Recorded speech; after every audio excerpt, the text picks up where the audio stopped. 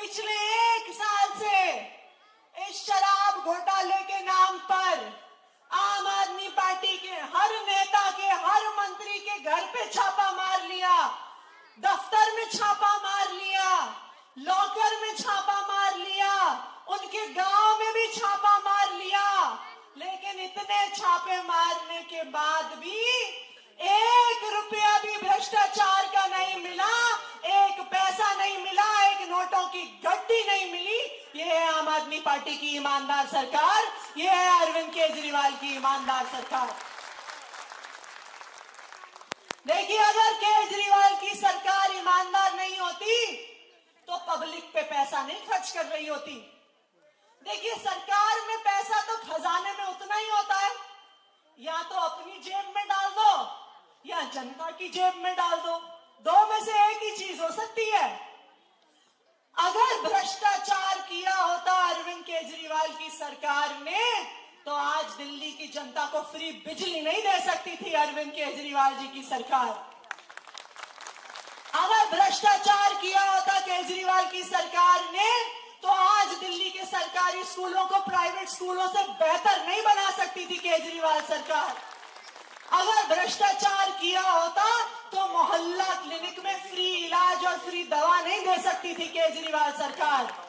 अगर भ्रष्टाचार किया होता तो यहाँ पे जो सैकड़ों महिलाएं बैठी हैं उनको बस यात्रा फ्री नहीं दे सकती थी केजरीवाल सरकार। अगर भ्रष्टाचार किया होता तो बुजुर्गों को फ्री तीर्थ यात्रा नहीं दे सकती थी केजरीवाल सरकार। अरविंद केजरीवाल जी ने पिछले 8 सालों के लिए दिल्ली की जनता के लिए काम किया है, दिल्ली के आम आदमी के लिए काम किया है, दिल्ली के बुजुर्गों के लिए काम किया है और दिल्ली के बच्चों के लिए काम किया है। ये किया है अरविंद केजरीवाल ने पिछले 8 साल से। और यही कारण है कि भारतीय जनता पार्टी की केंद्र सरकार, मोदी जी की केंद्र सरकार केजरीवाल को जेल में डालना चाहती है, क्योंकि वो अपने किसी भी राज्य में ना तो फ्री बिजली दे पाए हैं, ना फ्री पानी दे पाए हैं, ना बच्चों को अच्छा स्कूल दे पाए हैं, ना अच्छा अस्पताल दे पाए हैं, ना बुजुर्गों को तीर्थ यात्रा दे पाए हैं, क्योंकि केजरीवाल के काम से मुकाबला नहीं कर पाते, क्योंकि केजरीवाल को चुनाव में नहीं हरा पाते, क्योंकि केजरीवाल की तरह दिल्ली वालों का दिल नहीं जीत पाते, इसलिए केजरीवाल को जेल में भेजना चाहते हैं। लेकिन उनको गलत फहमी है, वो चाहे केजरीवाल को जेल में भेज दें, चाहे आम आदमी पार्टी के एक नेता को जेल में भेज दें, चाहे आम आदमी पार्टी के एक कार्यकर्ता को जेल में भेज दें, फिर भी दिल्ली वालों का दिल नहीं जीत पाएंगे। दिल्ली वाले केजरीवाल से प्यार करते हैं। दिल्ली वालों को पता है कि जो काम 8 साल में अरविंद केजरीवाल ने किया है, कोई और सरकार 75 साल में गरीबों के लिए नहीं कर पाई जो केजरीवाल ने करके दिखाया है। देखिए, ये जो जेल भेजने की धमकी है, आपको क्यों देते हैं? क्योंकि उनको लगता है कि जेल की धमकी से डर के आम आदमी पार्टी के नेता अपनी पार्टी छोड़ के भारतीय जनता पार्टी में चले जाएंगे। भारतीय जनता पार्टी क्या करती है? देश भर में जो पार्टियां उसका विरोध करती हैं, उनके नेताओं पे केस लगाते हैं और उनको जेल भेजने की धमकी देते हैं। अब बाकी देश में हो सकता है कि ऐसे नेता हैं जो इस धमकी से डर जाते हैं, जो जेल जाने से डर जाते हैं, तो वो अपनी पार्टियां छोड़ के भारतीय जनता पार्टी में चले जाते हैं। और जैसे ही वो भारतीय जनता पार्टी में जाते हैं, भारतीय जनता पार्टी की वॉशिंग मशीन में के सारे भ्रष्टाचार के आरोप उन पर से खत्म हो जाते हैं। मैं आपको बताती हूं, देश के अलग अलग हिस्सों में ऐसे नेता हैं जिन पर भारतीय जनता पार्टी ने, मोदी जी ने सीबीआई के केस किए, ईडी के केस किए, भ्रष्टाचार के आरोप लगाए, लेकिन जैसे ही भारतीय जनता पार्टी में आए तो क्या हुआ? केस बंद हो गए, ईडी अपने घर चली गई, केस की फाइलें गायब हो गई, आग लग गई ऑफिस में,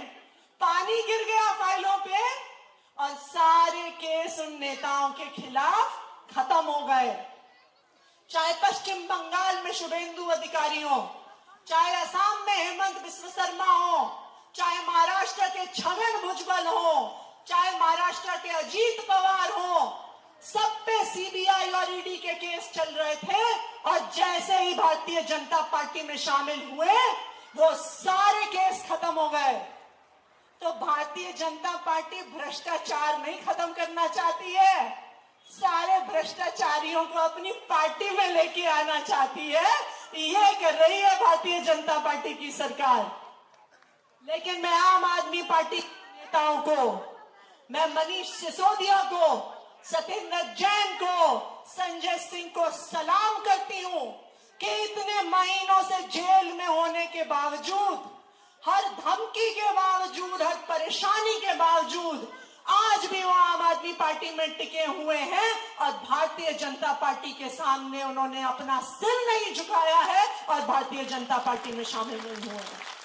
मैं आपको दावे के साथ कह सकती हूं कि अगर मनीष सिसोदिया आज आम आदमी पार्टी छोड़ के भारतीय जनता पार्टी में शामिल हो जाए, वो कल जेल से बाहर आ जाएंगे।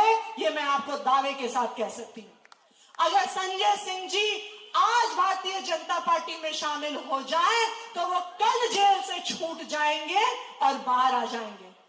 लेकिन मैं उन लोगों के क्रांतिकारी जज्बे को सलाम करती हूं कि इतनी मुश्किलों के बावजूद भी वो आम आदमी पार्टी के साथ और दिल्ली के लोगों के साथ खड़े हुए हैं, क्योंकि उन्हें पता है कि अगर भारतीय जनता पार्टी में चले गए तो दिल्ली के लोगों के लिए काम नहीं कर पाएंगे, फिर दिल्ली के लोगों को अच्छे स्कूल नहीं दे पाएंगे, अच्छे अस्पताल नहीं दे पाएंगे, फ्री बिजली नहीं दे पाएंगे, फ्री पानी नहीं दे पाएंगे। आज अगर मनीष सिसोदिया, संजय सिंह, सत्येंद्र जैन जेल में है तो सिर्फ दिल्ली के लोगों के लिए है, आप लोगों के लिए है, आपको अच्छे स्कूल देने के लिए है, आपको अच्छे अस्पताल देने के लिए वो आज जेल में से लड़ाई लड़ रहे हैं। तो मैं आप सबको ये कहना चाहती हूं और मैं भारतीय जनता पार्टी के जो लोग सोचते हैं कि आम आदमी पार्टी के नेताओं को धमकी दे देंगे, ये बताना चाहती हूं कि आम आदमी पार्टी के नेता आपकी धमकियों से डरने वाले नहीं हैं।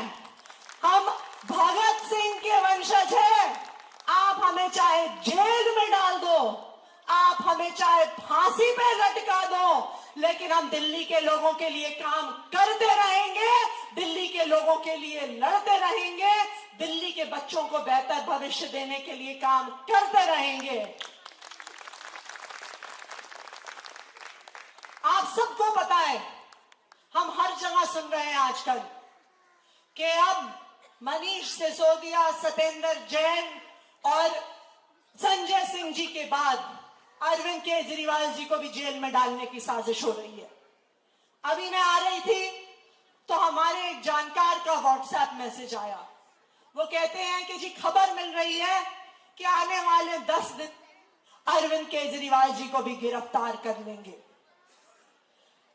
लेकिन मैं भारतीय जनता पार्टी के लोगों को, दिल्ली वालों की तरफ से एक मैसेज देना चाहती हूं, उनको एक संदेश देना चाहती हूं कि चाहे आप अरविंद केजरीवाल जी को जेल में डाल दीजिए, अरविंद केजरीवाल जी फिर भी दिल्ली के लोगों के लिए काम करते रहेंगे, आप सबके लिए काम करते रहेंगे।